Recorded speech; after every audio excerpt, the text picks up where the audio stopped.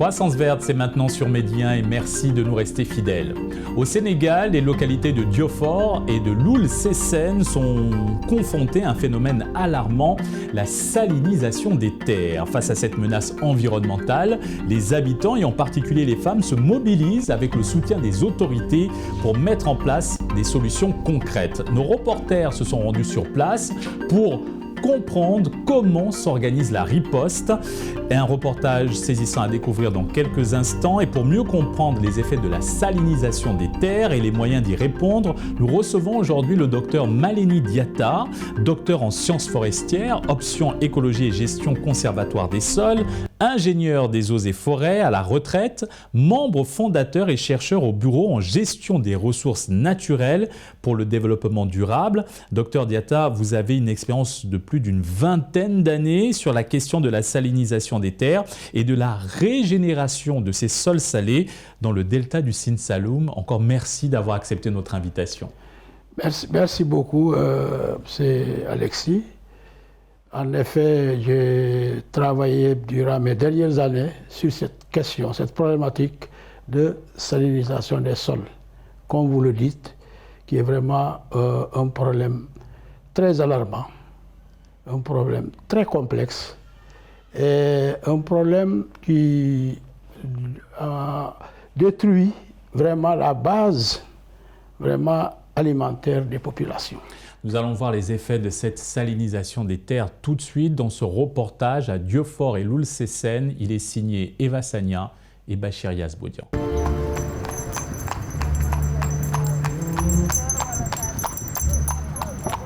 À Diofior, la salinisation progresse. Elle ronge les terres, détruit les récoltes et menace la survie de milliers de familles.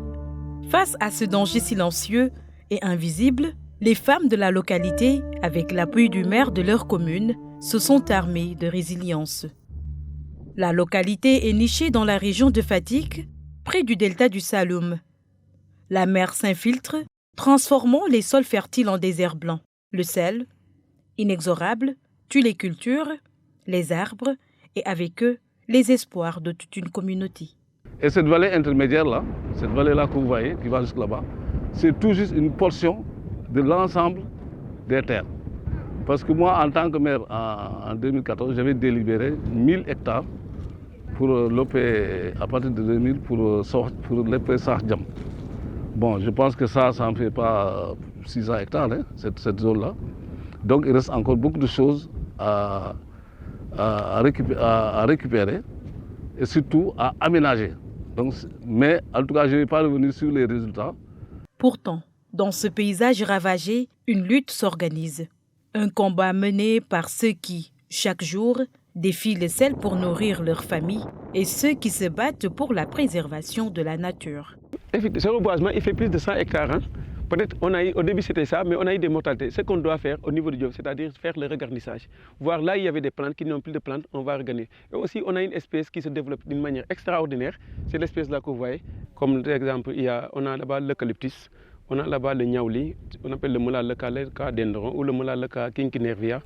On a aussi le Tamaris afila qui nous vient d'Israël avec les docteurs Modoussen et docteur Diatta qui l'ont amené au niveau de l'Ucésen, dans la zone de l'Ucésen pour la récupération des terres. Ces espèces nous permettent de récupérer des terres salées. Si d'ici quelques années les gens ne font rien, on aura un problème, soit pour le pâturage et pour les zones cultivables. Des digues pour contenir l'eau salée, des cultures résistantes. Autant de solutions ont été développées pour stopper le phénomène.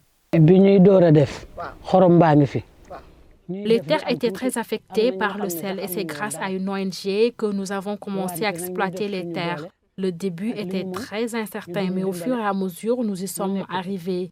Aujourd'hui, nous avons trouvé de bons moyens de résilience. La résilience nous a permis de gagner des hectares de terre. J'ai récolté près de 2 tonnes de riz l'année dernière.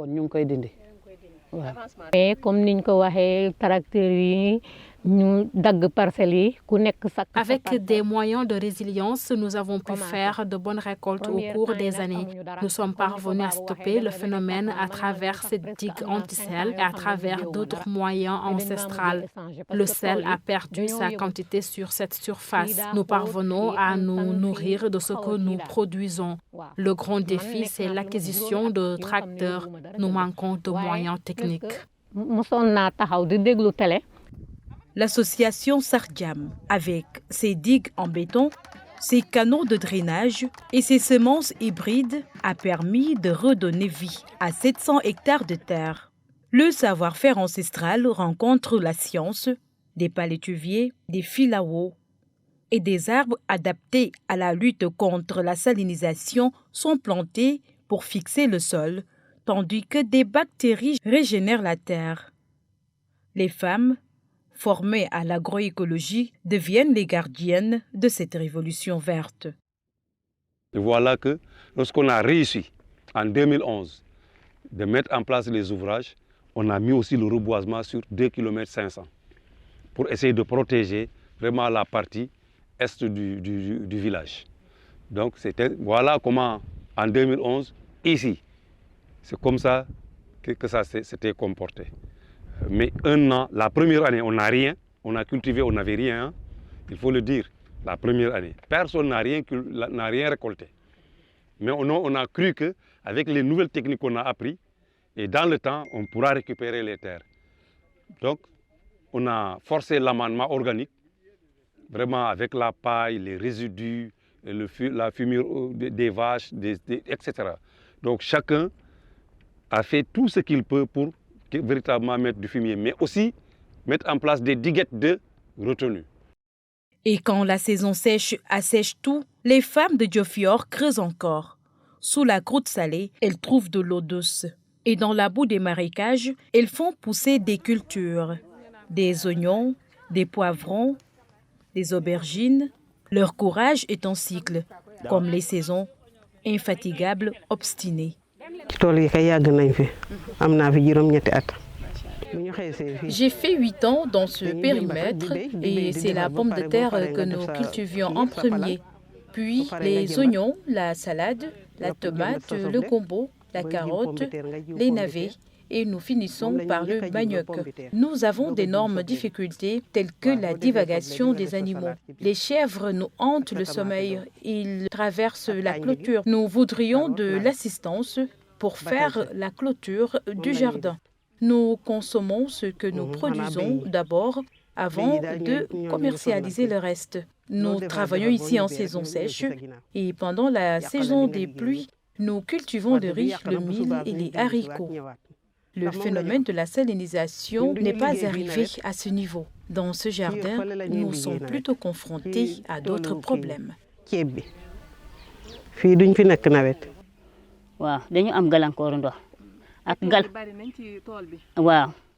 Nous avons des soucis d'eau ici. La qualité de l'eau est trop salée et les puits s'assèchent très vite.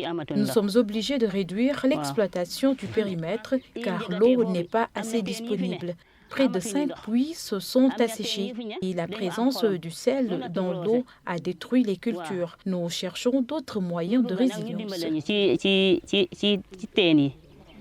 À Diofior, le sel a pris la terre, mais pas le courage. Chaque jour, ces femmes réinventent la vie, prouvant que la résilience est une racine qui pousse même dans les sols les plus hostiles. Parce que pour elles, résister, c'est exister. Et dans leur combat, c'est tout un village qui renaît.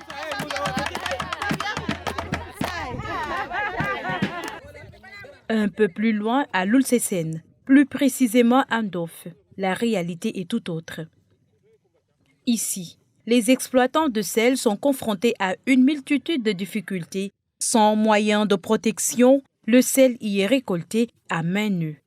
Il y a des périodes où la commercialisation est basse ou bien c'est un peu élevé.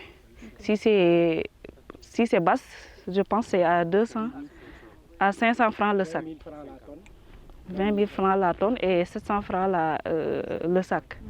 Mais si c'est trop élevé, ça peut aller jusqu'à 1000 francs ou bien 1500. Ils travaillent avec Leurs mains, oui, travaillent avec leurs mains. Et aussi, il y a quelques-uns qui travaillent avec des outils, mais c'est très rare. Ils travaillent pour eux-mêmes.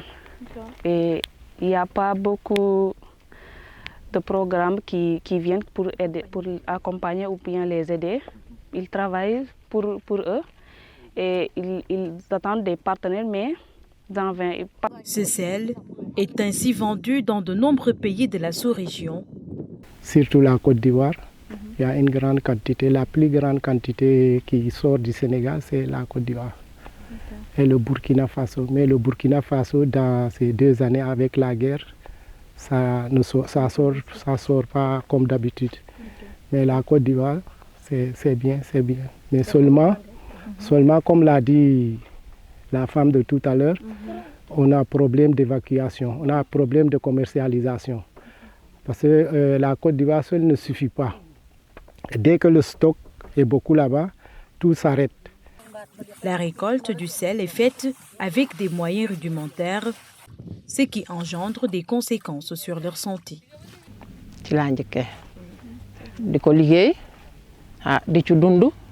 Auparavant, nous cultivions du riz, mais avec la forte présence de sel dans le sol, les cultures ont fini par ne plus produire. Et pour nous prendre en charge, nous nous sommes retournés vers l'exploitation des produits locaux. Autre activité que nous faisons, c'est l'exploitation du sel. Le sel que nous exploitons a un apport important dans nos activités économiques. Nous cherchons de bons acheteurs pour plus de revenus. Il nous manque des lieux de stockage ici. Nous exploitons le sel avec nos mains. Le sel est blanc et il brille sous le soleil. Cet effet a un impact sur notre vision. Moi, actuellement, je ne peux plus travailler avec une aiguille. Je ne peux plus coudre un habit. Mes yeux ne peuvent plus servir à grand-chose dans ce sens. Si nous pouvons bénéficier d'une aide en équipement adéquat, ça sera qu'une aubaine. Bon, elles ont des problèmes dermatos à cause du contact direct avec le sel, parce qu'ils ne travaillent pas. S'il y avait des gants ou bien des outils qui leur permettent de travailler, ça aurait été mieux. Voilà. Ils n'ont pas aussi des lunettes parce que le contact avec le sel et le soleil, ça impacte beaucoup les yeux. Pour leur survie, ces femmes récoltent le sel pour subvenir aux besoins de leur famille. Le sel y est utilisé comme consommation familiale et pour le commerce. En dehors de cette activité, ces femmes s'adonnent aussi à la culture maraîchère, à la riziculture et à d'autres cultures de soudure. Dans cette localité, le défi majeur est la lutte contre la salinisation des terres. Des solutions de résilience adaptées y sont mises en œuvre pour faire face à la menace.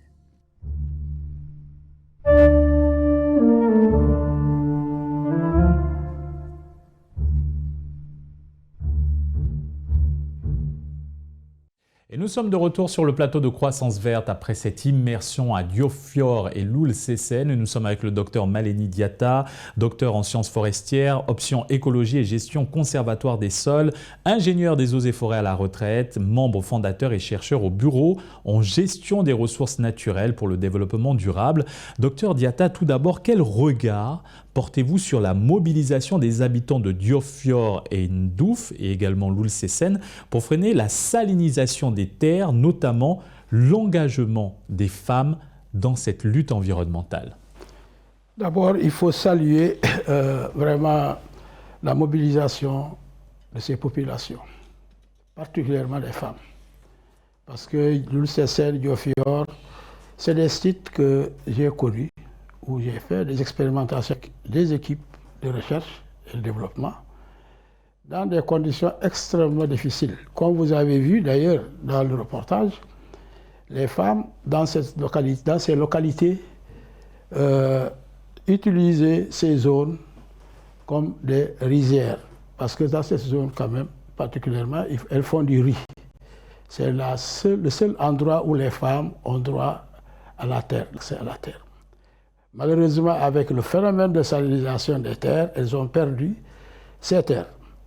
Donc, le phénomène, comme vous l'avez si bien décrit ici par votre reportage, montre vraiment, disons, un processus très complexe. C'est d'abord l'enrichissement du sol par des sels solubles. Donc, un processus chimique qui est très compliqué. Alors, donc, ça se passait entre l'interface océan et continent. À cette période, ça ne débordait pas. Quand ça se passait dans une dynamique relativement équilibrée, donc il n'y avait aucun problème. Ça se passait toujours à ce niveau.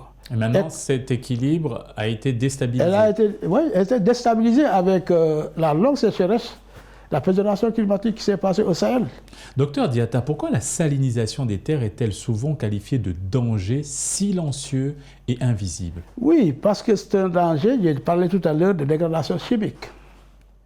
Vous avez un certain nombre d'éléments qui sont donc en jeu.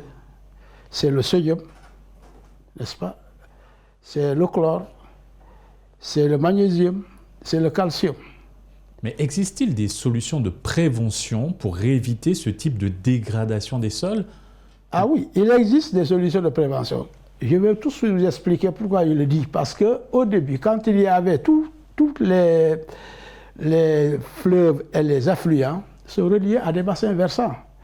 Comment ça se passe? En saison d'hivernage, les pluies arrivent et l'eau est drainée sur ces bassins versants. Ça, c'est au niveau des terrasses. C'est ce qu'on appelle des terrasses basses, des terrasses basses, des terrasses hautes. C'est dans ces zones-là basses où les gens font de la riziculture. Et vous allez voir que la salinisation est le long de la côte. Donc, comme il y a eu le déficit hydrique, il y a eu un déficit aussi de drainage de l'eau de pluie qui va donc drainer, ça veut dire qu'il va lessiver le sol, les sels qui étaient déposés en serre pour les ramener en mer. Maintenant, s'il ne pleut pas, qu'est-ce qui va se passer? Non seulement en saison sèche, parce qu'il y a un système de balancement, disons, l'intrusion de l'eau salée sur les terrasses basses et la remontée de la langue salée. Alors, quand les deux se rencontrent, à leur retrait pendant la saison sèche, vous allez voir des dépôts de cristaux de sel en surface.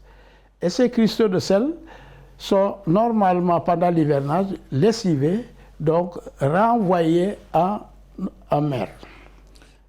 Docteur Diatta, vous capitalisez plus d'une vingtaine d'années d'expérience sur la question de la salinisation des terres. Encore merci pour cette explication. Donc, et vous capitalisez dans ces années d'expérience également sur la régénération des sols salés dans le delta du Sine Saloum. Mais qu'est-ce qui justifie que ce phénomène gagne davantage de terrain? Il y a deux facteurs. Je parle des facteurs naturels. Donc là, aujourd'hui, c'est le dérèglement climatique. Le changement climatique, avant, c'était la sécheresse au Sahel et tout. Et il y a le facteur anthropique aussi. Les hommes, devant cette situation de sécheresse, donc de paupérisation, de pauvreté, ils sont obligés de surexploiter les ressources naturelles, notamment le bois et les fourrages. Donc, à partir de ce moment, la végétation forestière qui servait d'écran et qui protégeait ces écosystèmes-là, a été, d'une part, reçu la pression humaine, mais de l'autre part, elle a reçu les effets de la salinisation des terres, puisque après leur passage, bon, les sels étant en surface, ils vont finir par laisser, c'est pas du tout lessivé, ça va finir par dégrader le couvert végétal, laissant derrière elle des superficies dénudées. Donc la déforestation augmente la salinisation des terres. Le fait de laisser les champs sans végétation, de surexploiter ces ressources naturelles. Bien sûr, parce que pourquoi? Le couvert végétal joue un rôle très important. Un rôle d'abord de protection du sol. Et quand il y a des remontées, donc ça va retenir un peu les cristaux de sel.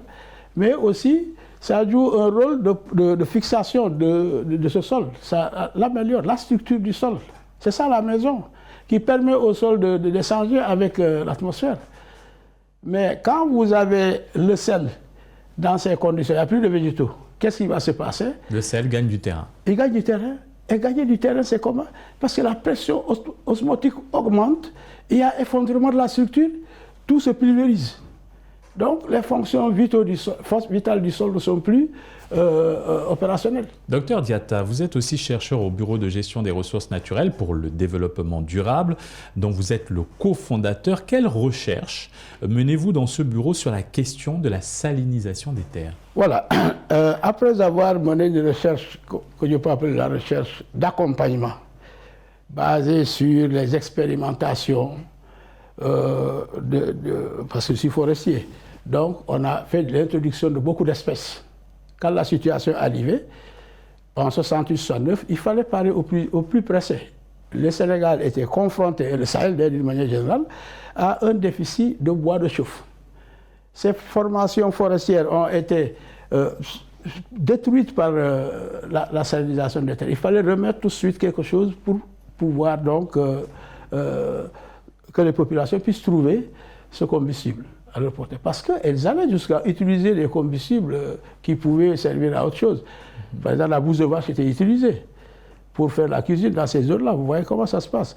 Alors donc, il fallait tout de suite remettre la végétation. Parce que la végétation forestière, l'écosystème forestier, joue un rôle extrêmement important de biotope, d'écran, de ressources, et que sais-je, de relations écologiques, donc le maintien de la chaîne alimentaire.